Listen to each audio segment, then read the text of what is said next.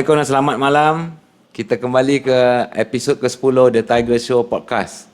Hari ini seperti yang penonton boleh melihat, tapi pendengar boleh dengar je lah. Kita ada design baru studio kita. Boleh nampak logo The Tiger Show yang besar. Okey, hari ini kita terima kasih kerana kita dapat menjemput sekali lagi Saudara Hishamuddin Rais. Apa khabar? Baik. Apa khabar Hisham? Khabar baik. Ataupun ada setengah pendengar, pembaca kita panggil Uncle Hisham. Selamat berpuasa Uncle Hisham. Selamat berpuasa pada semua. Okey. Setiap hari sekarang apabila saya buka Facebook, saya tengok Hisham ada banyak tulis lah pagi dan petang tentang aktiviti semasa berpuasa. Apa tujuan Hisham? Tak ada. Ini kerana apa tau. Saya sekarang ni menulis Facebook. Blog saya, tukartube.blogspot.com telah dikunci. 3 hari sebelum 27 hari bulan, 3 hari sebelum Ramadan sampai, blog saya ditutup. Jadi kerana ada kawan kata, oh Syam, blog kau ditutup supaya kau beramal ibadat. Kau beramal ibadat bulan puasa ni. Tapi kerana saya jadi rutin tu masih sama. Jadi saya beralih ke Facebook. Itulah saya tengok. Status blog Hisham kan macam mana? Memang tak dapat nak kembali? Sekarang kami sedang menguruskan, cuba berhubung dan juga saya menghubungi peguam untuk tengok macam mana apa terjadi. Itulah kesilapan dia mengikut surat yang saya terima ialah kerana melanggar tata solar komuniti community guideline. Community guideline, aturan-aturan itulah. Tapi tak tahu apa dia tak tahu apalah. Tak tahu. Tapi tak apalah. Saya waktu bulan puasa ni saya aktif tu. Maksudnya Hisham dah move on lah. Masih menulis tapi sekarang menggunakan media Facebook. Menulis tu mah menulis hari-hari kerana saya ada 2 kolom. Itu harus menulis, harus membaca. Jadi hanya tidak memblok sajalah. Menulis dan membaca tu berteruskan. Ya. Hishamuddin Rais ni sering dikaitkan dengan dikatakan seorang yang liberal macam-macam lah tuduhan terhadap Hishamuddin Rais. Tapi saya perhatikan setiap tahun Hishamuddin Rais adalah seorang yang sentiasa mempromosikan puasa ataupun aktiviti berpuasa bulan Ramadan yang Hisham sering tekankan sebagai Islam budaya. Kalau boleh cerita sikit. Islam budaya ni. Bukan. Ini untuk saya, ini dulu ada kawan saya kata, kalau kau tak poso, kau tak boleh raya tau. Jadi ini sebenarnya saya ini saya selalu berkata, saya ini penganut setia, apa yang dikatakan penganut setia Islam budaya. Apa perbezaan Islam budaya dengan lain-lain? Ini seperti ini. Ini bukan Islam ritual.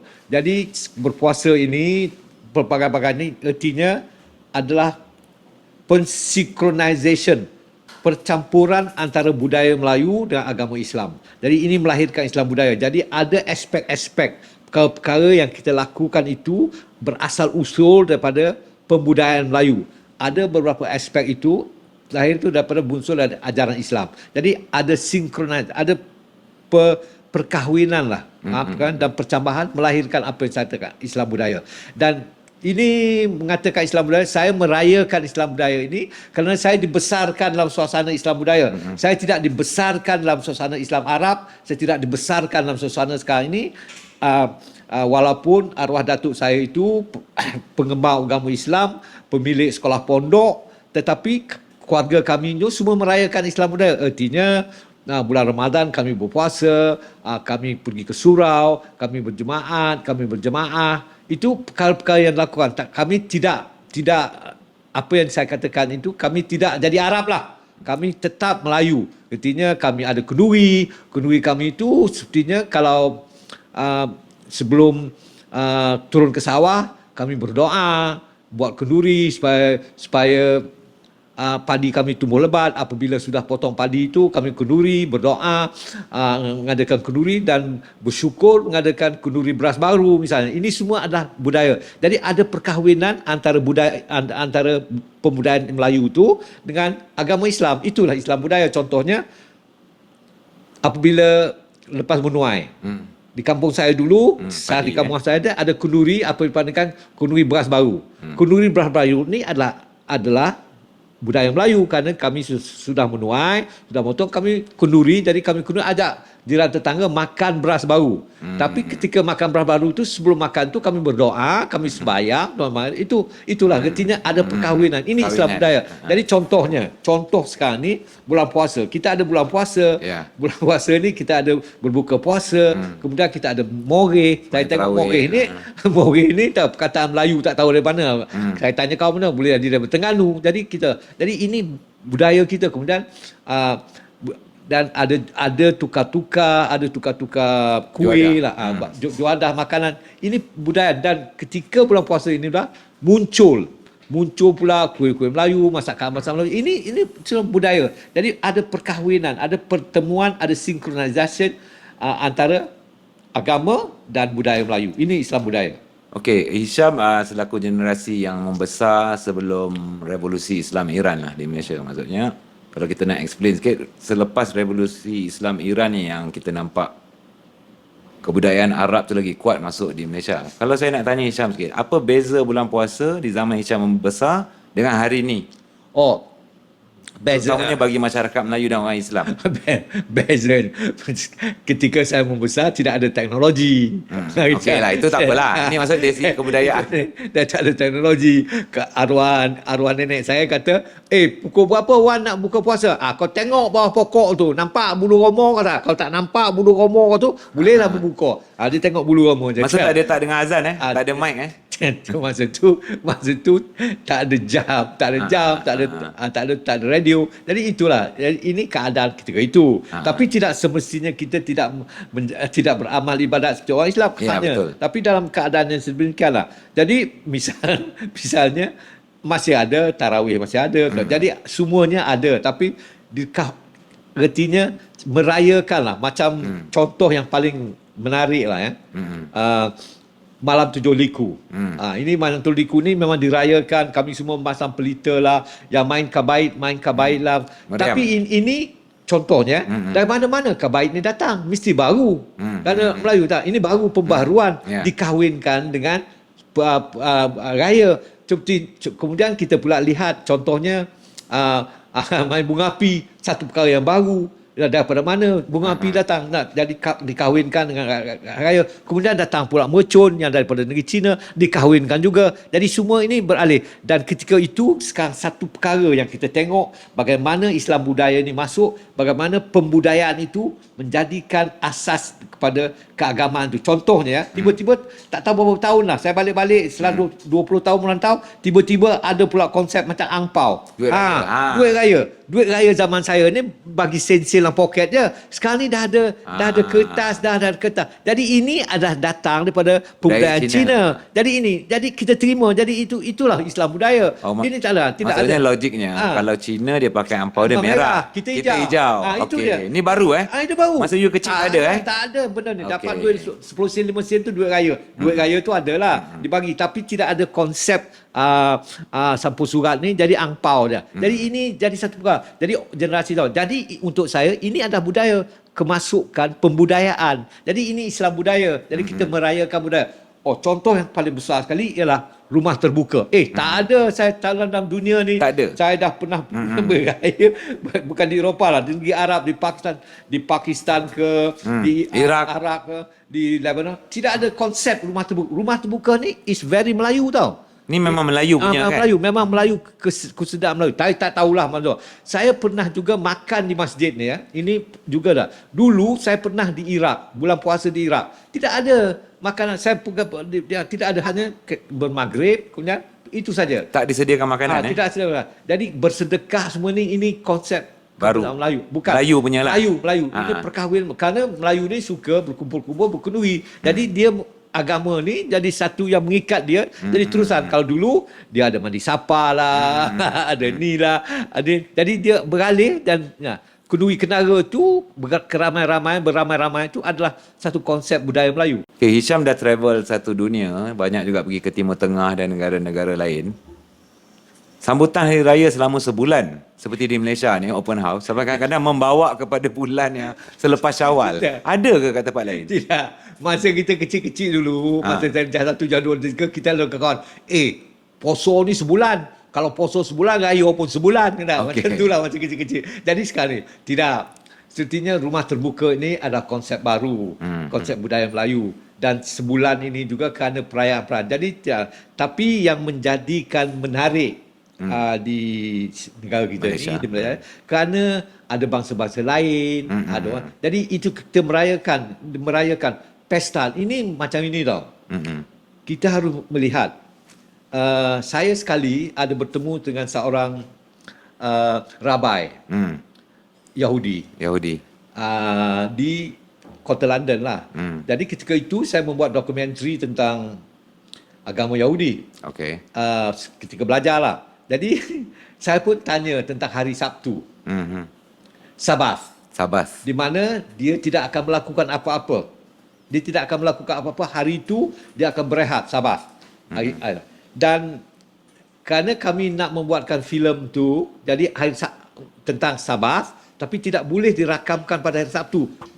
Kami rakamkan hari Jumaat, seolah-olah hari Sabat. Jadi, dan dia menerangkan, ini sangat terbuka mata saya, dan dia menerangkan, begini, Sabat ini, kita ada fokus.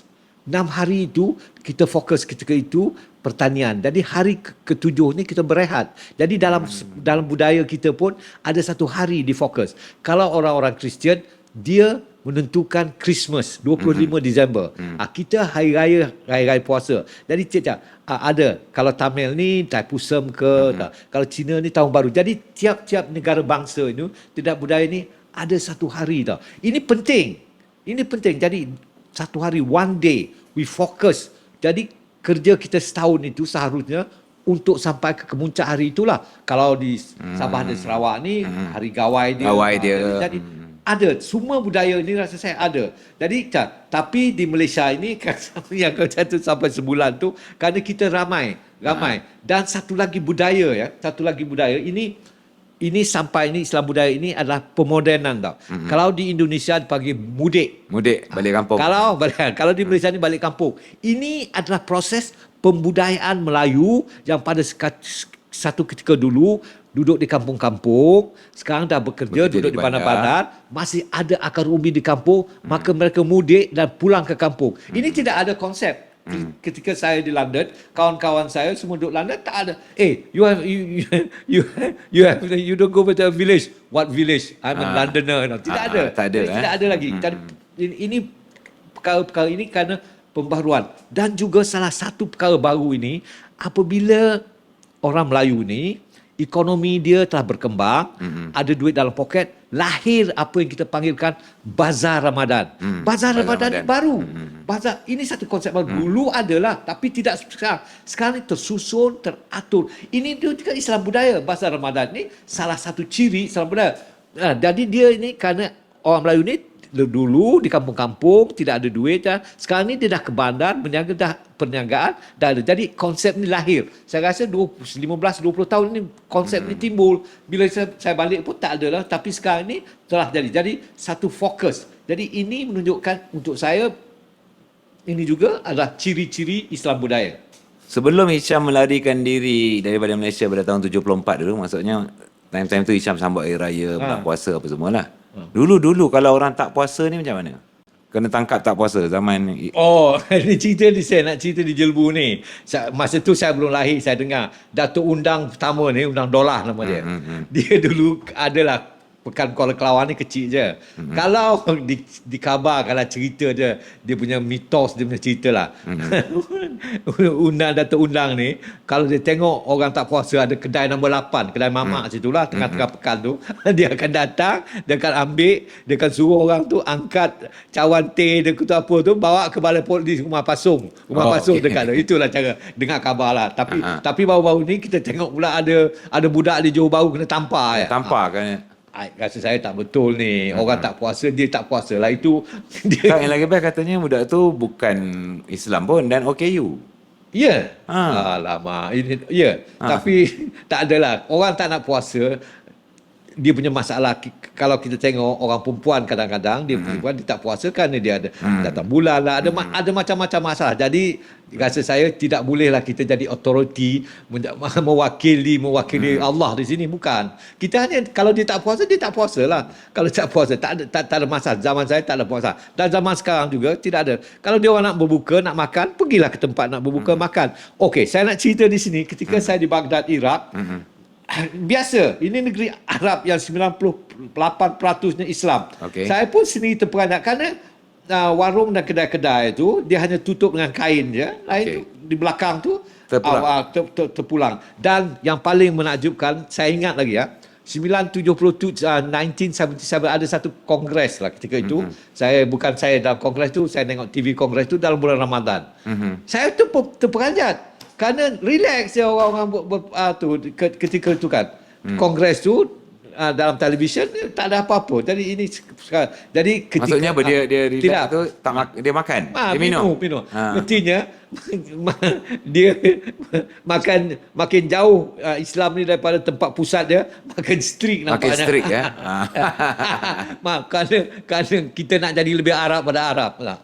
Masa zaman Hisham membesar tu, kalau hari raya, perempuan-perempuan Melayu di Negeri Sembilan lah yang Hisham observe, dah ada ke pakai jubah? Tak ada. Saya nak ceritakan dulu saya tidak ada pakai jubah, tidak ada pakai tudung. Raya tu adalah berhari raya lah. Berhari raya tu merayakan orang tu. Tapi saya pula di Negeri Sembilan ni dia macam ni tau. Kerana kami adat Watih, adat matrilineal sistem matrilineal. Antara lelaki perempuan tu tidak ada perbezaan. Saya ingat lagi di surau, tempat surau tu, surau arwah daripada saudara saya, maklum saya, kan dia senang saja dia katanya. Di mana kami semayang tu, di mana saf lelaki tu berhenti, di situ disambung dengan saf perempuan. Oh, dulu itu kami untuk kecuali tidak ada imam perempuan lah. Tapi untuk saf tak ada bungkus-bungkus tabir-tabir, tak ada. Di situ di mana saf lelaki itu berhenti, di situ disambung oleh kau. Ini ketika itulah. Saya tak tahu sekarang lah bagaimana kan. Jadi keadaan itu, ini pembudayaan yang saya lalui lah. Dan sekarang dah berbeza Sekarang ni nak jadi Arab lah. Ada yang pakai ada yang dah juga berjubah lah. Jadi ini ceritanya lah. Tapi Syam, semenjak 2-3 tahun belakangan ni, ada pula trend baru dalam kalangan pemuda-pemuda Melayu dah start pakai tanjak. Betul. Ini, apa sebabnya? Ini menarik. Ini amat menarik. Saya rasa untuk saya lah, daripada pemerhatian saya sebelum COVID. Okey. 4 tahun dulu macam ni. Tiba-tiba saya tengok ada pakai tanjak. Saya ingat selalunya pakai tanjak ni satu saja tau. Kenduri kahwin. Orang yang tapi kenapa? Betul. Ini ialah kelahiran kesedaran Melayu. Ini menarik. Menarik. Ini menarik. Ini kesedaran apa yang kita katakan the arising Malay consciousness. Melayu ini sedar akan identiti diri dia. Kerana itu ini besar tau. Daripada apa saya perhatikan, ada satu perkara tau. Apa yang dipanggilkan satu perkara yang amat besar sekali. Saya tengok klip video berlaku di Selatan Siam, di Patani, Yala dan Naratiwat. Di hari raya ini mereka merayakan apa yang dipanggilkan Melayu Raya. Beribu-ribu kerana kesedaran mereka, dan mereka semua memakai baju kurung, memakai baju Melayu, bersongkok, bertanya. Ini satu kesedaran, dan inilah, dan kesedaran Melayu ini untuk saya lah, kesedaran Melayu ini sedang menonjak dan sedang mengembang, sedang meluas. Dan ini adalah satu letter respon. Mereka tahu identiti diri mereka, bahawa mereka Melayu, mereka bukan Arab, hanya mereka beragama Islam. Ini menarik. Sebab Hisham, 2 tahun lepas adik saya menikah di Aberdeen, Scotland. Saya pergilah sebagai wakil keluarga. Jadi adalah orang-orang Melayu di Scotland yang jemput. Ada juga yang memakai tanjak. Itulah yang jadi satu perkara yang menarik ni. Ini identiti diri, pengenalan diri tentang jati diri, bahawa dia mengatakan bagaimana dia nak menyatakan diri dia tu, dia dengan tanjak, dengan bersongkok, itu Melayu dia lah. Jadi ini saya rasa harus dirayakan. Dan memang hari raya ni tiba-tiba dan saya kata tiba-tiba di pasar macam dalam Masjid India ke dah jual. dah ada pula. Dulu songkok je kan, tiba sekarang dah ada tanjak ya. Ada kaitan dengan filem Mat Kilau? Mat Kilau ke Mat Kilau ya? Mat Kilau Okey. Yang Ini kesedaran. Mat Kilau itu adalah pengakhiran manifestasi kesedaran Melayu. Maksudnya dia kesedaran Melayu ni telah sampai dan manifestasinya digambarkan oleh filem Mat Kilau tu. Untuk saya lah. Dan ini juga kesedaran ini sedang berkembang tau. Berkembang, dan yang kita lihat sekarang ini tentang whale ini tentang ini ke yang macam pakcik menampan, ini juga adalah manifestasi kesedaran Melayu. Dia manifestasi dia boleh jadi negatif, boleh jadi positif. Jadi ada dua. Ada yang seperti bertanjak itu manifestasi dalam konteks budaya. Dan yang menampakkan orang tu rasa saya yang negatif, manifestasi dan menanti. Jadi nak menunjukkan dia. Jadi ini sedang berkembang, dan perkara ini juga sedang berlaku secara global. Okey, global. Kesedaran national identity ni sedang berlaku bukan saja di Malaysia, bukan saja di tempat lain, di Eropah pun berlaku, di Amerika pun. Mereka conscious, mereka mula sedar tentang jati diri masing-masing. Okey, sebelum kita akhiri topik kita pada malam ini, saya nak tanya Hisham sikit, sebab Hisham turut terlibat dalam perhimpunan Al-Quds yang akan dianjurkan pada Jumaat terakhir bulan Ramadan. Apa benda Al-Quds ni? Okey, Al-Quds ini Al-Quds ini dulu arwah Imam Khomeini pada hari Jumaat tu dia umumkan harus dirayakan sebagai Al-Quds. Ini Al-Quds ni ialah Masjid Al-Quds di Baitul Muqaddis atau di Jerusalem. Satu ketika dulu rasa saya tahun berapa tu terbakar oleh satu budak daripada Australia. Jadi ini ada kesedaran. Jadi Al-Quds ini simbol Jerusalem dan juga simbol Palestin. Jadi untuk itu sepertinya jadi ketika ini, terutama 2-3 tahun ini, apabila berlakunya pembantaian, pembunuhan ramai-ramai warga Palestin itu, kesedaran ini memuncak. Jadi kesedaran ini di kalangan umat Islam memang telah ada lah. Tapi ketika ini dalam masa yang sama di Eropah misalnya, anak-anak muda sekarang ni kerana genosid yang dilakukan oleh Zionis Israel ini, maka melahirkan. Tapi apa yang kita rayakan, apa yang diminta itu pada tiap-tiap akhir Jumaat akhir bulan Ramadan, seluruh dunia di mana umat Islam mereka akan merayakan hari Al-Quds antarabangsa. Tahun ini seperti tahun lepas, seperti tahun sebelumnya kita akan berhimpun. Kita berhimpun di Menara Tabung Haji jam 2. Ada yang telah semayang, lepas semayang itu kita berhimpun. Di situ kita mendengar ucapan-ucapan dari pemimpin kita. Tahun ini saya difahamkan ada Cikgu Azmi daripada MAPIM, daripada politik saya dengar juga kabarnya Datuk Seri Mat Sabu akan sampai sama. Adalah pemimpin parti politik akan memberi ucapan pendek untuk merayakan apa dah. Dan kemudian kita akan berarak daripada Menara Tabung Haji, kita akan berarak ke depan kedutaan Amerika. Tidak jauh lah, dalam 15 minit macam tu, dan menyampaikan memorandum surat bantahan kita terhadap apa yang berlaku sekarang di Gaza. Harus 2 hari dulu 400 orang. Sekarang ini gencatan senjata hakikatnya telah lupus. Jadi sekarang pembantaian akan bermula kembali dan perang di Gaza akan mula. Jadi saya mintalah siapa yang mendengar The Tiger Show ini dan pada 28 Jumaat ini, kalau masih lagi di sekitar Lembah Kelang ini, datanglah ramai-ramai. Bukan susah. Bukan saya suruh angkat senjata, angkat M16, angkat Kalashnikov, angkat Grunov, baling. Bukan. Hanya datang di situ, kita ramai-ramai berhimpun, mendengar ucapan dan kita berarak ke kedutaan. Kalau orang bukan Islam nak menyertai? Ahlan wa sahlan. Kami juga menjemput, kami juga berunding dengan padri semua datang kerana isu Palestin ini, daripada segi untuk orang Melayu kita ini, isu ini dilihat sebagai ucapkan. Betul, memang betul. Saya tidak menafikan kerana Baitul Muqaddis Jerusalem ini adalah wilayah suci. Wilayah ini wilayah suci untuk Yahudi, untuk Kristian dan untuk Islam. Dan kita tahu ini wilayah suci. Dan kerana itu kita juga menjemput supaya mereka. Tapi Palestin ini pembantaian bangsa-bangsa ini, pembunuhan genosid beramai-ramai ini dilakukan. Ini adalah perjuangan rakyat Palestin. Ini semenjak 1948 mereka berjuang untuk memerdekakan diri. Negara dia telah dirampas the land. The land. Tanah dia telah diambil dan dijadikan. Jadi ini perjuangan mereka. Jadi kita di Malaysia ini, kita orang Islam, kita orang Melayu dan kita yang mempunyai peri kemanusiaan. Hakikatnya perjuangan Palestin ini adalah perjuangan untuk menegakkan keadilan dan kemanusiaan. Senang saja.